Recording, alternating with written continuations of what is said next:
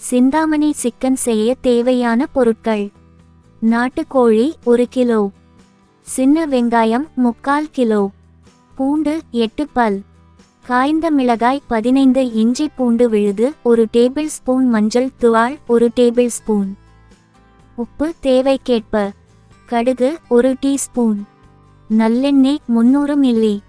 செய்முறை: சிக்கனை சுத்தம் செய்து துண்டுகளாக்கி மஞ்சள் தூள் கலந்து ஊற வைக்கவும்.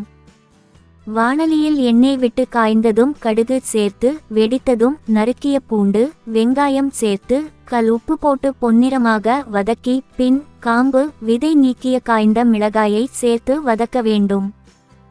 அதன் பின் கோழி துண்டுகளை சேர்த்து பாதி அளவு வதங்கியதும் இஞ்சி பூண்டு விழுது சேர்த்து மூடி போட்டு வேக விட வேண்டும். தண்ணீர் ஊற்ற வேண்டாம். சிக்கன் வெங்காயத்தில் இருந்து பிரியும் நீர் போதும். அடி பிடிக்காமல் இருக்க அவ்வப்போது கிளறவும். சிக்கன் வேக அதிக நேரம் ஆகும். எண்ணெய் பிரியும் பதத்தில் உப்பு சரி பார்த்து பரிமாறவும். அதிக மசாலா சேர்க்காத சிந்தாமணி சிக்கன் குழம்பு அருமையாக இருக்கும்.